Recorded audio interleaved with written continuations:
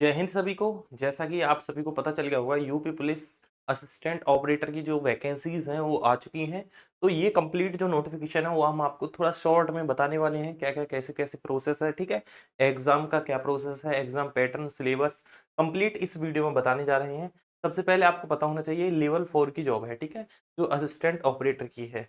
यहाँ नोटिफिकेशन में दिया गया है कितनी कितनी वैकेंसीज हैं। देखिए, जनरल की हैं 20, 4 ईडब्ल्यूएस की है और आपका ओबीसी की हैं 11 और एससी की हैं 9, एसटी की है नहीं। ठीक है, एसटी वाले फिर भी जो है फॉर्म भर सकते हैं, वो जनरल में काउंट होंगे। टोटल हैं 44। अब यहाँ देखिए, यहाँ कुछ वैकेंसीज अलग भी हैं, जैसे कि भूतपूर्व सैनिक यानी कि एक्स सर्विसमैन की हैं 2 वैकेंसी। आगे बात करते हैं, महिलाओं के लिए हैं 8 वैकेंसी अलग। ठीक है, चलिए आगे बात करते हैं, पूरा नोटिफिकेशन पढ़कर बताएंगे।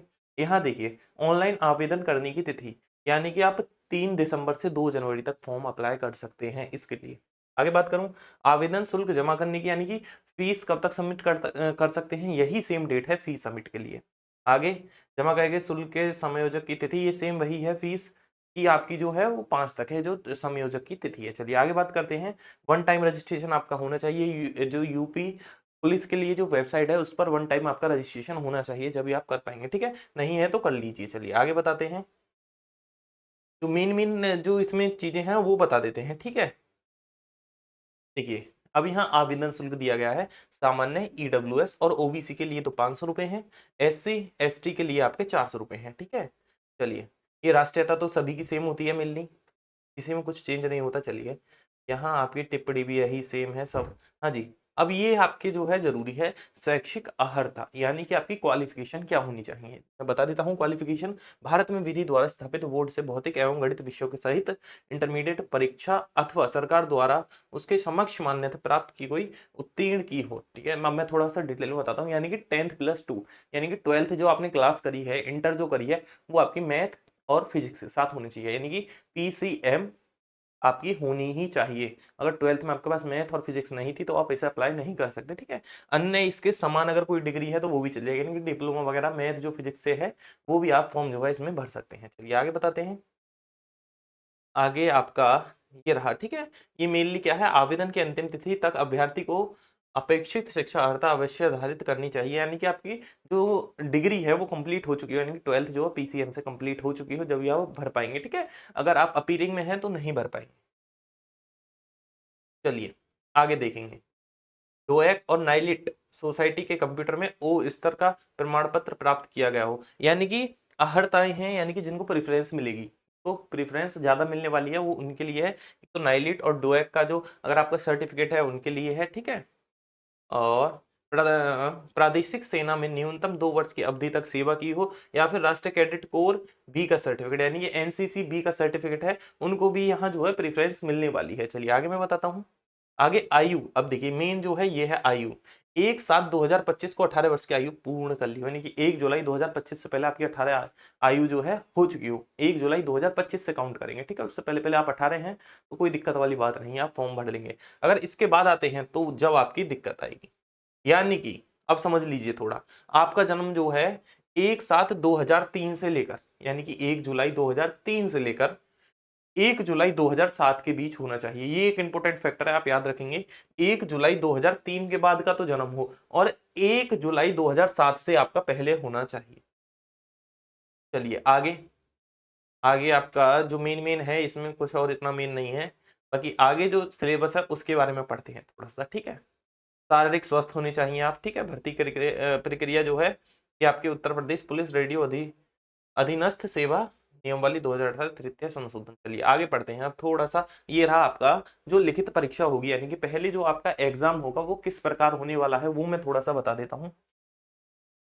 देखेंगे यहाँ, यहाँ थोड़ा सा देख लीजिए। सबसे पहले इसमें 4 सेक्शन होंगे, ये बात ध्यान रखेंगे। सेक्शन आपके 4 होंगे, 1 2 3 4। पहला सेक्शन होगा आपका हिंदी का, ठीक है, जिसमें जनरल हिंदी होती है। दूसरा सेक्शन होगा आपका साइंस का, जिसमें साइंस आती है, जनरल साइंस बोल दें या साइंस बोल दें। तीसरा सेक्शन होगा संख्यात्मक एवं मानसिक योग्यता परीक्षा, यानी कि इसे सिंपल बोले तो मैथ। थर्ड सेक्शन आपका जो है ये मैथ का है। ठीक है, और फोर्थ सेक्शन की बात करते हैं, सेक्शन 4। सेक्शन 4 है आपका मानसिक अभिरुचि परीक्षा और बुद्धि लब्धि परीक्षा और तार्किक परीक्षा, यानी कि आसान भाषा में बोले तो रीजनिंग। सभी के 40-40 क्वेश्चन आने वाले हैं, यानी कि टोटल कितने हो गए 160 क्वेश्चन। और आपका टोटल कितने नंबर का होगा, सभी 100-100 अंक का होगा, यानी कि 2.5 अंक का प्रत्येक प्रश्न होगा, यानी कि आपका 400 नंबर का पेपर हो गया। ठीक है, क्लियर है। 160 प्रश्न होंगे और 400 नंबर का आपका पेपर होने वाला है। क्लियर, आगे बढ़ते हैं। ठीक है, चलिए आगे बढ़ते हैं, इसे इरेज कर देते हैं, बाकी आगे देखते हैं। आगे बताएंगे अब आपको डिटेल में जो आपका इससे आगे जो प्रोसेस चलेगा। ठीक है, सिलेबस जो है क्या रहने वाला है, वो कंप्लीट नोटिफिकेशन है, ये यूपी पुलिस द्वारा ही आपका नोटिफिकेशन जो है कंप्लीट यूपी पुलिस के द्वारा ही है। चलिए देख, जैसे कि अब आगे बढ़ते हैं, आपका आगे देखते हैं। हाँ जी, ये देख लीजिए, यहाँ दिया है परीक्षा के लिए विस्तृत पाठ्यक्रम बोर्ड द्वारा अधिसूचित किया जाएगा। प्रत्येक विषय में 50% अंक प्राप्त करने में विफल रहने वाले अभ्यर्थियों के लिए पात्र नहीं होंगे, यानी कि हर सब्जेक्ट में आपको, यानी कि 100 में से 50-50 नंबर तो लाने हैं, यानी कि मिनिमम क्वालिफाई मार्क्स है आपके 200, यानी कि 50-50 हर सब्जेक्ट में आपके आने चाहिए, चारों सब्जेक्ट में। अगर ऐसा नहीं है तो आप फेल माने जाएंगे। ध्यान रखेंगे 40 में से 20 क्वेश्चन तो आपको बिल्कुल करेक्ट करके आनी है, 20 अबव। 20 जब करेक्ट है जब आप 20 गलत नहीं करते। ध्यान रखेंगे, नेगेटिव मार्किंग भी है, अभी बताएंगे कितने की नेगेटिव मार्किंग है, पूरा नोटिफिकेशन है जो भी है आपके सामने ही पढ़ेंगे। ठीक है, चलिए। बोर्ड लिखित परीक्षा एक ही दिन को एकल पाली में अथवा एक से अधिक पाली अथवा एक से अधिक दिनांकों में विभिन्न प्रश्न पत्र के साथ विभिन्न पालियों में कलम और कागज आधारित लिखित परीक्षा ओएमआर प्रणाली के माध्यम से संचालित करेगा, यानी कि ये कंप्यूटर बेस्ड एग्जाम नहीं होगा। ध्यान रखेंगे, यहाँ आपको ओएमआर सीट भरनी पड़ेगी। ओएमआर सीट मतलब बने तो जो गोले होते हैं ना, आपको 160 क्वेश्चन की पूरी सीट मिलेगी, उस पर गोले भरने पड़ेंगे 160। ठीक है, अब वहां से आपकी ओएमआर सीट जो है, यानी कि ये होगा आपका ऑफलाइन एग्जाम, ऑनलाइन नहीं होगा। ये वाला एग्जाम होने वाला है ऑफलाइन, तो ध्यान रखेंगे ऑफलाइन चलेगा। आगे बात करते हैं।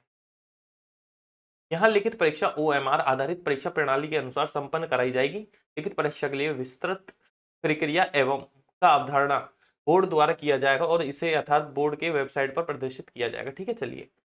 हाँ जी, अब इंपोर्टेंट फैक्टर ये हैं, अब समझ लेंगे। सबसे पहले आपको जो टाइम मिलेगा वो 2 घंटे 30 मिनट का होगा, यानी कि 150 मिनट में 160 क्वेश्चन आपको करने पड़ेंगे।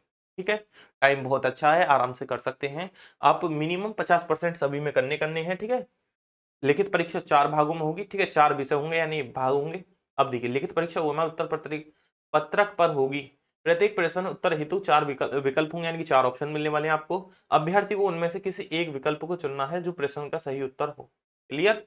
ओएमआर उत्तर पत्रक की 3 प्रतियां होंगी, जिनमें से मूल प्रति स्कैनिंग के लिए प्रयुक्त होगी, द्वितीय प्रति बोर्ड के अभिलेख हेतु तथा तृतीय प्रति जो है आपकी अभ्यर्थी के लिए। मैं समझा देता हूँ इसका छोटा सा मतलब, यानी कि आपको 3 सीट मिलेंगी। जैसे आप पेट का एग्जाम दिया हो, यूपी पुलिस कांस्टेबल का एग्जाम दिया हो, सेम आपको 3 ओएमआर सीट मिलेंगी। अगर एक में आप गोला भरेंगे तो पीछे के तीनों में ऑटोमेटिक जो है वो कार्बन थोड़ा सा लगा रहता है, तो पीछे गोला भर जाएगा। ठीक है, अब पीछे गोला भर जाएगा, यानी कि सबसे लास्ट सीट जो है वो आपको मिलेगी।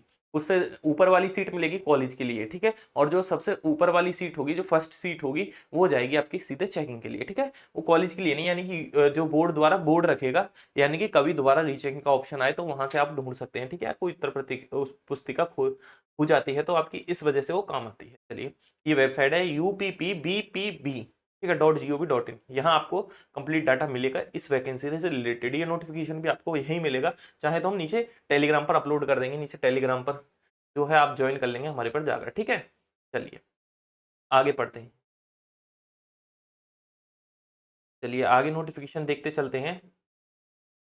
हाँ, हाँ जी, कोई इंपोर्टेंट आएगा वो हम आपको बता देंगे। चलिए, हिंदी सिर्फ हिंदी में होने वाली है, बाकी सभी सब्जेक्ट दोनों लैंग्वेज में होंगे, हिंदी और इंग्लिश में। ध्यान रखेंगे, ठीक है, हिंदी ही आपकी हिंदी में रहेगी बस। चलिए आगे बात करते हैं आगे। हाँ जी, हाँ जी, यदि किसी प्रश्न का एक से अधिक उत्तर विकल्प सही पाए जाते हैं तो ऐसे में